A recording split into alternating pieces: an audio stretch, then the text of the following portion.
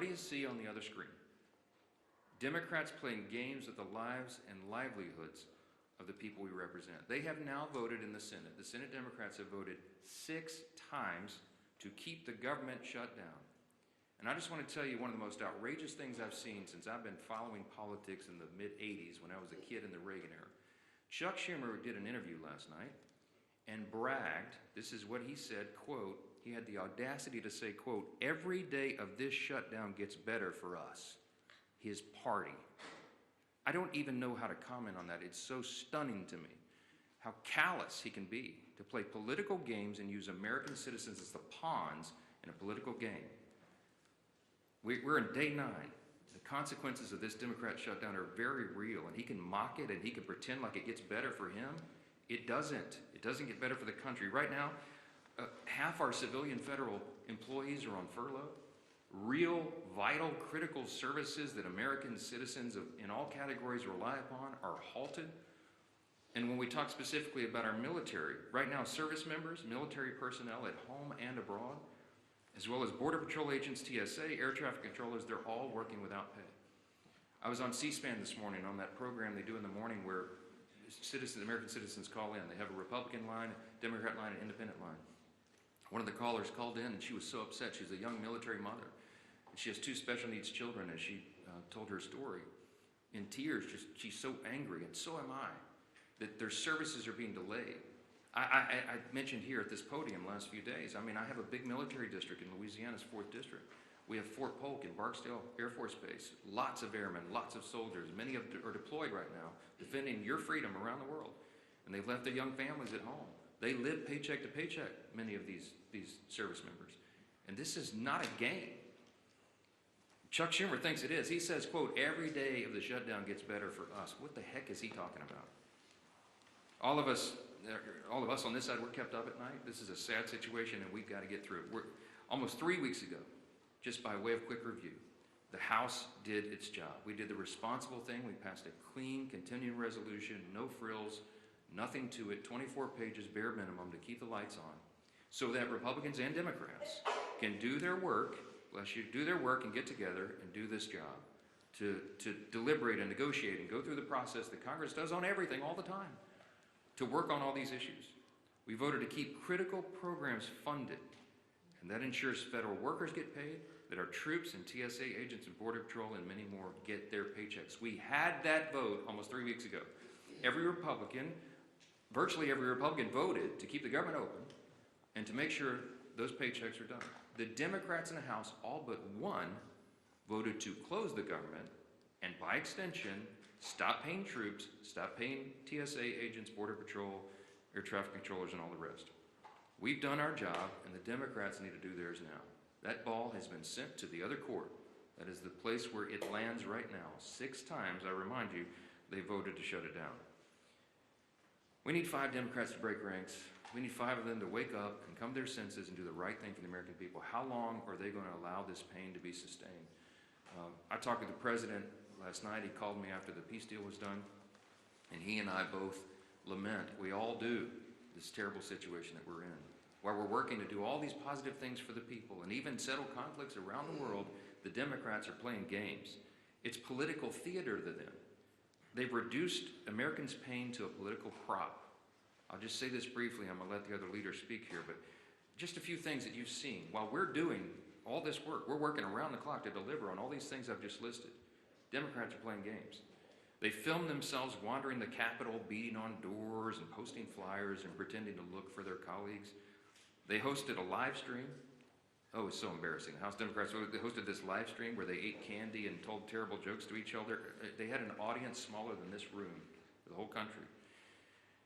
The leader of the Democrat Party is bragging about the cost that this is being borne by the American people. And just yesterday, I had 2 Democrat senators come over and stage a failed publicity stunt outside my office. I heard about it, walked out and confronted them and set them right on the truth. They came to this side of the Capitol to try to put on a little political show for their online audience, and then they walked right back over there and voted for the 6th time to keep the government shut down. Give me a break. Democrats seem to be doing everything except the one thing that Americans desperately need and deserve, and that's passing our clean CR to get the government operating again. That's all we're asking of them. Stop the political stunts. Stop the madness. Stop saying that you're enjoying inflicting pain on the American people, for goodness sakes, and pass the clean CR in the shutdown today. I'm going to turn it over first to our chairman, Chairman Mike Bost. He, as you know, works on all things regarding Americans' veterans. He's the chairman of our committee that handles all of that. And we just wanted him to talk specifically about the costs that are being borne by our veterans because the Democrats shut down. This heavy situation, this shutdown, both parties think that they have the right goal and they're trying to strategize their way there. But why not put politics aside and shutdown strategizing aside to pass a standalone bill to pay the military? You mentioned that military mom that was on C-SPAN this morning. Do you ever think that this is lives and not politics, and the shutdown posturing can be put aside? I'm so glad you asked the question. We're not pursuing a political strategy. The CR is clean. It doesn't have any Republican priorities on it at all. In fact, we're extending Biden-era policies and spending. It's exactly what Chuck Schumer gave you impassioned speeches on as recently as March of this year that must be done, that you don't play games with people's lives. They're the ones playing politics, not us. I've explained this, and I'll say it again. If there was something that we could peel off of the CR, if I could take a Republican priority or policy or trick or gimmick off the CR and make it more palatable for the Democrats in the Senate to vote for, I would have already done so. But I didn't send any of that on. We sent a totally clean document over there because we're operating in good faith. What's our goal, our strategy? To keep the lights on for the people of this country so that we can have their Congress working to resolve all these issues. They're trying to make this about health care. It's not. It's about keeping Congress operating so we can get to health care. We always were going to. They're lying to you, okay? The health care issues were always going to be something discussed and deliberated and contemplated and debated in October, November. It always was. Everybody in the building knows that. It's going on right now. There are conversations that have been going on for months leading up to this. They're lying to you. They're playing political games. They're trying to pretend that a December 31 policy issue has something to do with the fiscal cliff that we faced on September 30th with a shutdown. And they're doing that out of desperation. Why? Because their policies are so unpopular. The Democrat Party is in free fall. They have no leader. They have no policy that they can present to the people. Their platform was reputed in the last election. President Trump won every swing state in the popular vote.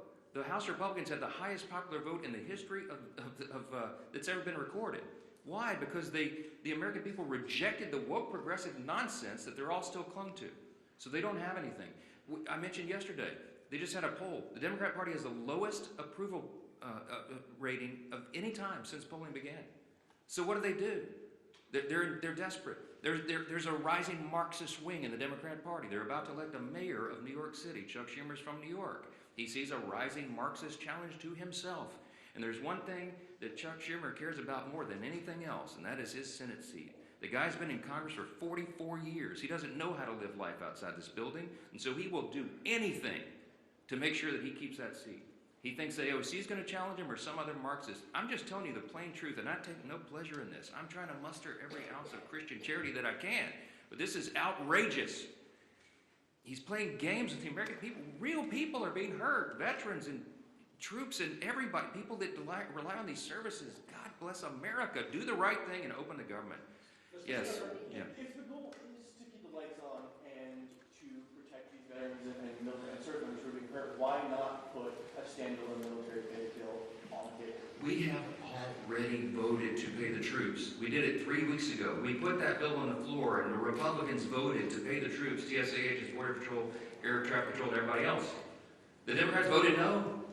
Go pull the record. It was 3 weeks ago. We had the vote. Only one Democrat voted with us to pay the troops. We've done it. The House has done its job. The reason the House isn't here in regular session is because they turned the lights off. We passed the bill, pay the troops, pay all these essential workers, provide services to the American people. We sent it over there clean. It's 24 pages. It's a bare bones document. It has no Republican priorities on it at all. It's exactly what they voted for before. And they decided to turn this into a political stunt. So coming back here and doing it and having a duplicative vote to do the same thing we already did would accomplish nothing. Because Chuck Schumer's going to stop it in the Senate. They're playing games. He's enjoying it. He told you in his own words, Every day of the shutdown gets better for us. Golly, it's despicable to me. Yes, Last Jeff. question. Thank you. Good morning. Yesterday, you came out and engaged Senator Geiger and Kelly, called this a photo op. Publicity's done. You called this a publicity stunt. Yesterday, Mr. Lawler went down and confronted Mr. Jeffries afterwards. I guess my question was, you as the speaker, considering how the tensions are rising in the building, if you had the House here, everybody here, there would be fights in the hallways. Are you concerned, and is it incumbent upon you as the speaker to try to lower this temperature? When we see what happened outside your office yesterday, you engaged with the senators, Mr. Lawler coming downstairs and engaging with Mr. Jeffries, who, he really gave it back to them, but I've not seen that type of confrontation in this building in my 30+ years. I haven't either, Chad, and it concerns me. I've been here longer than you. I know you have. 13 years ago.